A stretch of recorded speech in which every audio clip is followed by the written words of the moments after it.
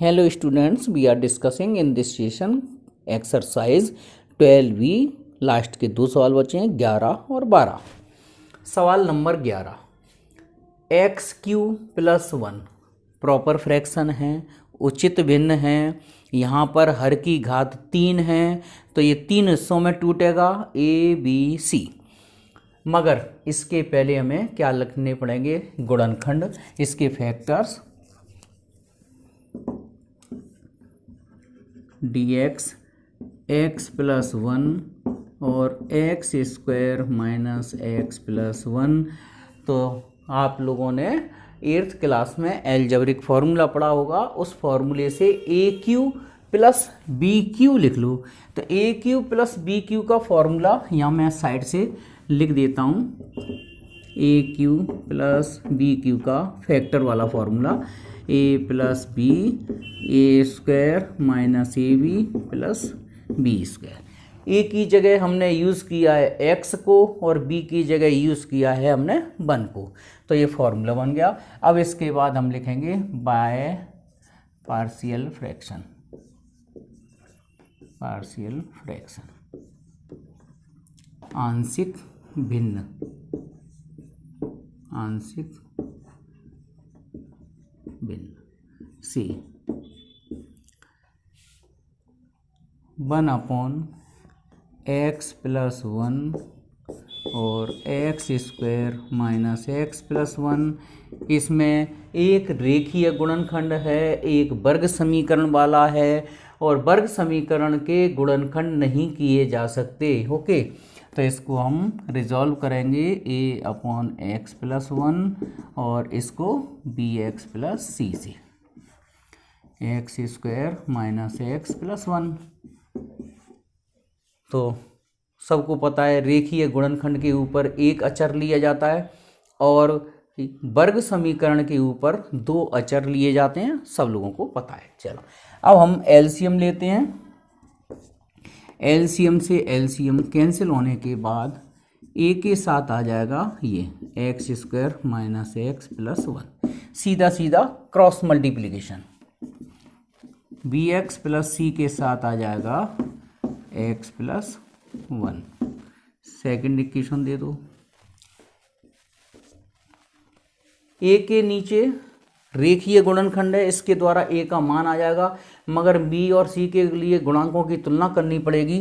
तो एक इक्वेशन और बढ़ा लो, ये ब्रैकेट ओपन करके A X square A X plus A plus B X square plus का बी एक्स, सी का इंटू करो C X plus C, equation number 3।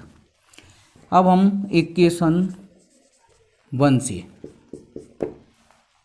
ए के डिवाइड में क्या है एक्स प्लस 1, तो यहाँ लिखेंगे एक्स प्लस 1 अगर 0 हो तो एक्स की वैल्यू -1 रखिए समीकरण 3 में, सॉरी 2 में। 1 से देखेंगे 2 में रखेंगे, मतलब मान को हम 2 में रखते हैं और गुणांकों की तुलना करनी होती है तो समीकरण 3 से करेंगे। ओके, चलो तो लेफ्ट हैंड साइड में तो 1 ही है, 1 है, यहाँ रखो x की जगह -1 का स्क्वायर प्लस 1 है ना, और ये माइनस माइनस प्लस 1 हो जाएगा प्लस 1, और बाकी का ये हिस्सा 0 हो जाएगा। तो सॉल्व नहीं करना हमें, तो a की वैल्यू आ गई 1/3।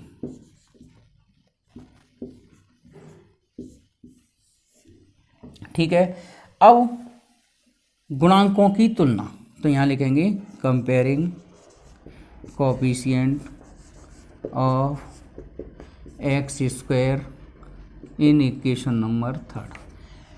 जब भी गुणांकों की तुलना करना हो तो समीकरण 3 से कीजिए, और गुणांकों की तुलना सबसे बड़ी घात एक्स स्क्वायर दिखाई दे रही है, एक्स स्क्वायर के गुणांक लिखेंगे दोनों साइड के। तो लेफ्ट हैंड साइड में तो एक्स स्क्वायर है नहीं तो 0, इधर ए मिलेगा एक्स स्क्वायर के साथ और बी मिलेगा। इसमें ए की वैल्यू 1/3 रखने के बाद आपको बी की वैल्यू मिल जाएगी -1/3। ओके, ए मिल गया, बी मिल गया, बचा सी। अब हम क्या करेंगे, यहाँ लिखेंगे coefficient of x in third equation. समीकरण 3 से x, देखो x वर्ग के गुणांक ले लिए, अब x के गुणांक ले लो। तो x के गुणांक लेफ्ट हैंड साइड में फिर भी यहाँ कुछ है नहीं, तो क्या लिखेंगे 0। ओके, x स्क्वायर, केवल x के गुणांक लिखना है तो माइनस a, x के साथ माइनस a है, इधर b है, इधर c है, तो प्लस का b है, प्लस का c है, और इधर वैल्यू रख दो a की -1/3, b की वैल्यू -1/3 प्लस c, ठीक है, इक्वल टू 0। तो फाइनली c आ जाएगा 2/3। ओके, -1/3 हो गया, -2/3, उधर जाके प्लस का 2/3 हो जाएगा। अब आप लोग कंटिन्यू आगे करिए, मैं ABC की वैल्यू इक्वेशन 1 में पुट कर रहा हूँ। तो लिख देना putting the value of ABC in equation number 1, मतलब समीकरण 1 में A का मान, B का मान, C का मान रखने पर। तो A की जगह रख दीजिए 1/3, B की जगह रख दो -1/3, C की जगह रख दो 2/3। अब मैं रफ कर देता हूँ और आप लोग कंटिन्यू स्टेप बाय स्टेप आगे लिखते जाइए। ठीक है, पार्शियल फ्रैक्शन के कुछ क्वेश्चंस लेंथी हो जाते हैं, मगर इतना डिफिकल्ट भी नहीं है। थोड़ा मेथड से ध्यान रखो और कैलकुलेशन केयरफुली करिए, और वैल्यू रखने के बाद integrating on both side, on integrating.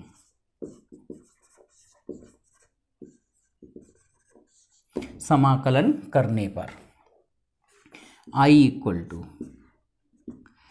ये 1/3 इंटीग्रल साइन से बाहर रखो, 1/x + 1 dx और प्लस, ठीक है। अब यहाँ ऐसा करो, -1/3 मैं बाहर निकाल रहा हूँ, -1/3, तो यहाँ बच जाएगा आपका x - 2 और x² - x + 1 dx। ओके, देखो अब इसका इंटीग्रेशन तो सीधा सीधा 1/x माने log x की तरह हो जाएगा। हाँ, इस वाले सवाल में जैसे हमने इसको t माना और डिफरेंशिएट किया, तो 2x - 1 आ रहा है जो कि ऊपर नहीं है। तो आपको कल वाले सवाल की तरह 2 काम करने पड़ेंगे। इधर साइड से कर लीजिए, इधर नंबर 1 पार्ट 1 इसका, let t equal to x² - x + 1, तो dt इक्वल टू आ गया 2x - 1 dx। उसके बाद सेकंड पार्ट में इसका, पार्ट 2 में ये पार्ट 1 था, तो यहाँ कंप्लीट स्क्वायरिंग करेंगे। तो x² - x + 1 की कंप्लीट स्क्वायरिंग, x² की जगह क्या लिखो, पूर्ण वर्ग बना रहे हैं बेटा यार। तो x² की जगह क्या लिखेंगे, x लिखो, x के आगे क्या है -1, -1 का आधा कर दो तो 1/2 होल स्क्वायर लिख दो, और फिर 1 लिखो, और 1 में से क्या माइनस किया जाएगा, 1/2 का स्क्वायर, तो माइनस की 1/4, तो x - 1/2 का स्क्वायर, एलसीएम लेंगे तो ये आ जाएगा 3/4। ओके, इतना काम कर लिया करो, जब t मानने के बाद ऊपर की वैल्यू ना आए तब, है ना।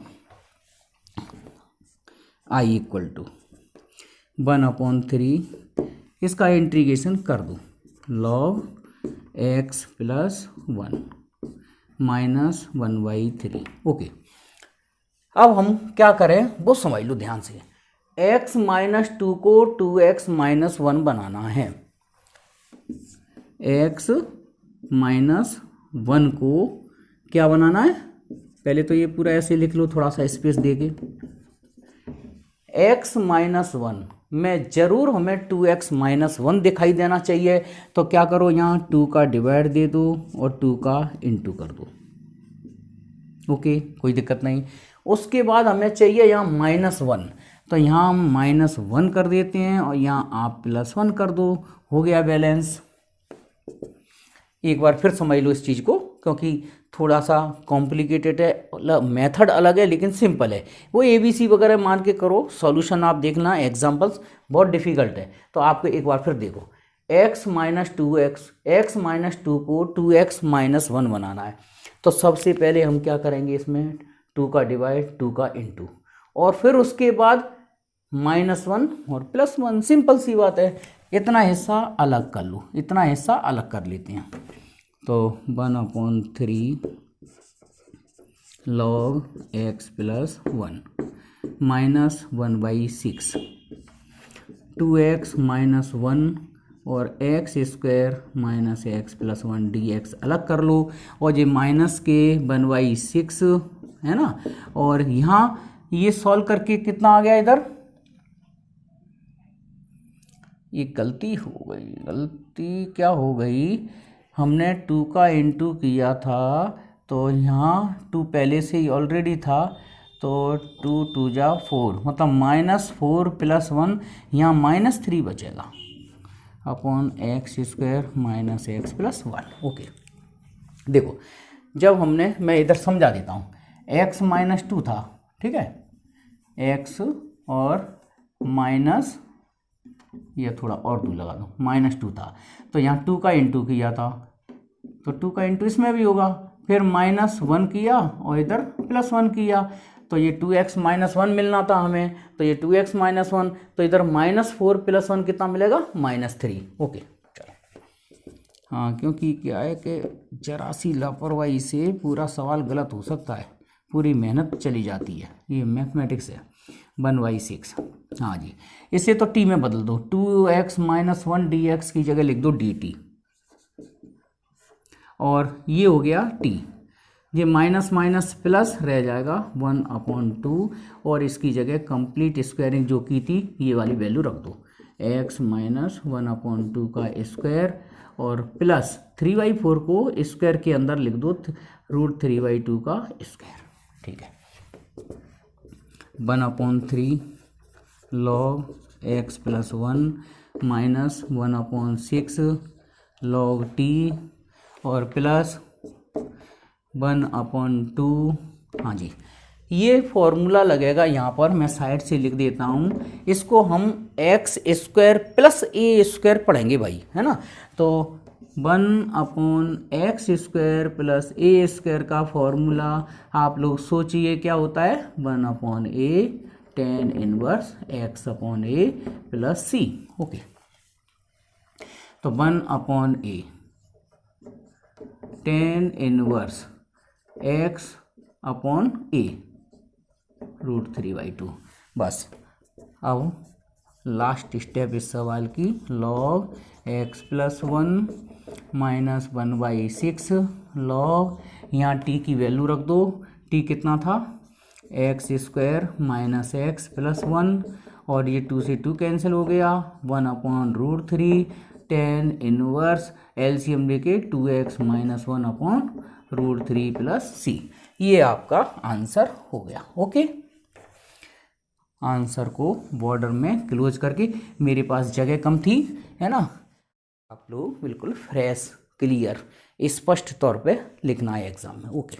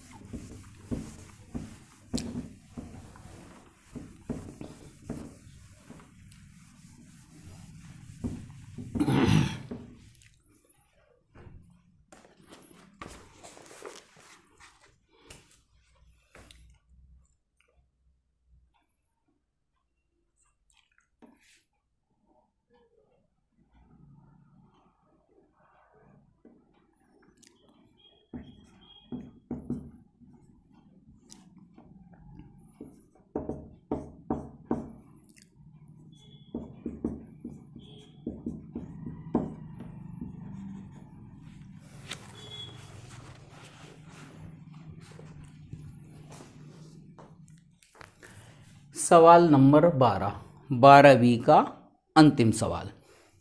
ये ऑलरेडी बना हुआ है। सबसे पहले ये देख लो कि ये उचित भिन्न है।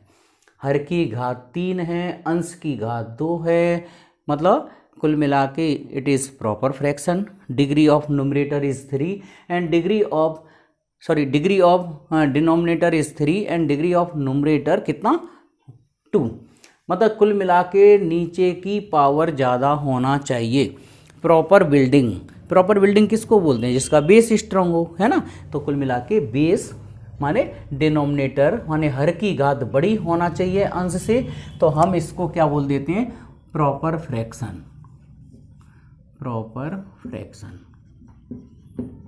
हिंदी में उचित भिन्न। जब हमें उचित भिन्न दिखाई दे तब डायरेक्ट पार्शियल फ्रैक्शन का यूज कर सकते हैं। x² 3 ऊपर कुछ भी हो, फिर फैक्टर्स इसके रिजॉल्व नीचे के अनुसार होंगे। नीचे क्या क्या दिया है? नीचे दिया है लीनियर फैक्टर, तो लिख देंगे a/x-1। फिर लिखेंगे इधर bx + c और x² + 2x + 5 इक्वेशन नंबर 1। वर्ग समीकरण भी एक ऐसा होता है, इसके गुणनखंड इसके फैक्टर्स नहीं हो सकते। ओके, चलो एलसीएम x² + 3 ए के साथ आ जाएगा ये क्वाड्रेटिक इक्वेशन क्रॉस मल्टीप्लिकेशन से या एलसीएम से बोल सकते हो, और bx + c के साथ आ जाएगा x-1 इक्वेशन नंबर 2। सीधी सी बात है, गुणांकों की तुलना करनी पड़ेगी। तो ये ब्रैकेट ओपन कर लो, ax² 2ax प्लस का 5a और प्लस का bx² माइनस का bx + cx - c equation number 3। Okay, अब हम देखेंगे समीकरण 1 से x-1 = 0, x = 1 रख दो, काय में समीकरण 2 में रख दो। तो यहाँ पर हम देख रहे हैं x की जगह 1 रखें तो 1 + 3, तो यहाँ रख दो सीधा 1 का स्क्वायर 1 + 2 + 5 5 2 7 माने इधर 4 बचा, इधर 5 2 7 1 8 a हो गया। 8 को उधर भाग में पहुँचा दो तो a = 4/8 माने 1/2 आ गया। रेखीय गुणनखंड खत्म। अब आ जाएंगे यहाँ गुणांकों की तुलना करना। तो यहाँ लिखेंगे समीकरण 3 से x² के गुणांक लेने पर, मतलब comparing the coefficient of x² from third equation. Okay, तो x² का गुणांक समीकरण 3 देखो ध्यान से। x² का गुणांक माने कोफिशिएंट कितना है? 1। इधर a है, इधर x² b है बस, और यहाँ 1 a की वैल्यू 1/2 रख दो तो b की वैल्यू आ जाएगी 1/2। भाई डायरेक्ट कैलकुलेशन कैसे कर सकते हो आप? यहाँ एक में से आधा जाएगा तो आधा बचेगा, आधा माने 1/2। ओके, अब लिखो समीकरण 3 से x के गुणांक लेने पर, गुणांकों की घात घटाते जाते हैं। समीकरण 3 को फिर देखो ध्यान से, इधर लेफ्ट हैंड साइड में x नहीं है तो 0। पहले क्या था? x² था तो 1 ले लिया, अब इसमें x है ही नहीं तो 0 लिखो, जो नहीं है वो 0 लिखो। इधर आ जाएगा 2a, फिर इधर आ जाएगा माइनस का b और प्लस का c। x वाली संख्याएं जो हैं वो हमने दोनों साइड की लिख दी। अब यहाँ पर रखिए x की a की वैल्यू निकाल चुके हैं 1/2, तो 2 × 1/2। b की वैल्यू निकाल चुके हैं 1/2 प्लस c, तो कुल मिला के 2 से 2 कट गया 0। 1 में से आधा जाएगा तो आधा फिर बचेगा और c = आ गया -1/2। फिर लिखेंगे ए बी सी के मान समीकरण 1 में रखने पर रख दो। तो ए का मान कितना है 1/2, बी का मान कितना है 1/2 और सी का मान कितना है -1/2। ठीक है, अब यहाँ के बाद इसका इंटीग्रेशन करेंगे। चलो, और आप लोग देख रहे हो कि पूरा सॉल्यूशन 11वें सवाल की तरह चल रहा है ना, सेम सॉल्यूशन है। बस आप लोग केयर, मैंने बताया ना, बस एक ही बात का आप लोगों को ध्यान रखना है कि दूसरा आपका कैलकुलेशन गलत नहीं होना चाहिए, तीसरा आपका मेथड सही होना चाहिए। अब आप लोग कह रहे हो पहला क्या था, पहला था भाई फॉर्मूले वगैरह, सवाल को सही ढंग से देखना कि करना क्या है। ओके, देखो ऑन इंटीग्रेटिंग, भाई कहावत में है ना कि दूसरी बात, इसका मतलब पहली बात जो जनरली है। ठीक है, चलो, I equal to 1/2 1/x - 1 dx plus 1/2 common लेके लिखिए x - 1/x² plus 2x plus 5 dx। तो इसमें भी वही प्रॉब्लम आ गई। देखो, अगर मैं इसको t मानूंगा तो इसका डेरिवेटिव x - 1 नहीं है, तो दो काम कर लूँ। सबसे पहले हम पार्ट 1 में let t equal to x² plus 2x plus 5 differentiate करो 2x plus 2 dx dt by 2 common कर लो, x प्लस 1 dx कॉमन आ रहा है तो ठीक है, कॉमन किया तो dt by 2 equal to x plus 1। Okay, और dx। सेकंड काम इसका मतलब पार्ट सेकंड में फॉर कंप्लीट स्क्वायरिंग, इसकी हिंदी है पूर्ण वर्ग बनाना, है ना, लिख देता हूँ पूर्ण वर्ग बनाना। तो x² प्लस 2x प्लस 5 का पूर्ण वर्ग बनाना है। तो आप लोग ध्यान से देखो कैसे, x² की जगह x लिख दो और x का गुणांक क्या है यहाँ 2 का आधा कर दो, तो 2 का आधा 1 हो जाएगा और 5 में से यहाँ जो बने उसका स्क्वायर माइनस कर दो, तो सीधा सीधा x प्लस 1 का स्क्वायर और ये 4 बच गया। ओके, ये दो काम कर लो। अब देखो क्या करते हैं, I इक्वल टू 1/2, ये इंटीग्रेशन कर दीजिए इसका log x - 1 plus linear factor दिखाई दे, सीधा सीधा लॉग लगा दो, 1/x मानो उसको, और 1/x का इंटीग्रेशन log x, ठीक है, प्लस 1/2 x - 1। हाँ जी, अब क्या करेंगे, x - 1 नहीं चाहिए हमें, यहाँ हमें चाहिए कितना x plus 1 dx, x plus 1 चाहिए।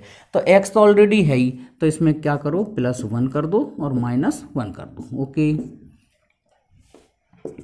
तो 1/2 log x - 1 प्लस 1/2, अलग अलग लिख दें इसको, x plus 1/x² plus 2x plus 5 dx और माइनस के 1/2 या प्लस रहने दो और -1 -2 और x² plus 2x plus 5 dx। Okay, 1/2 log x - 1 plus 1/2। हाँ जी, x प्लस 1 dx इसलिए बनाया कि उसकी जगह हम dt/2 लिख सकें, तो यहाँ लिख दो dt/2 इधर पहुँचा दो और ये बन गया पूरा t प्लस 1/2 या 2 से 2 कैंसिल कर दो, सीधा सीधा क्या रह जाएगा माइनस।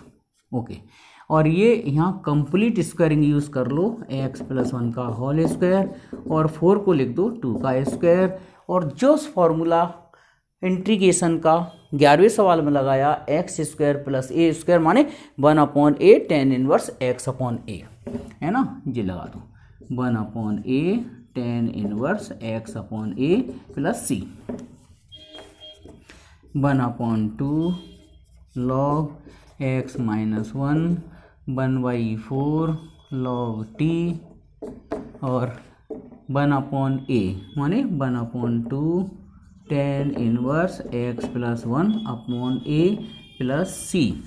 बस यहाँ t की वैल्यू रख दो और इस सवाल की लास्ट स्टेप माने आंसर लिख रहे हैं x माइनस 1/4 log t कितना था x square plus 2x plus 5 और minus 1/2 tan inverse x plus 1/2 plus C. बस ये आपका आंसर, इस सवाल का आंसर आ चुका है।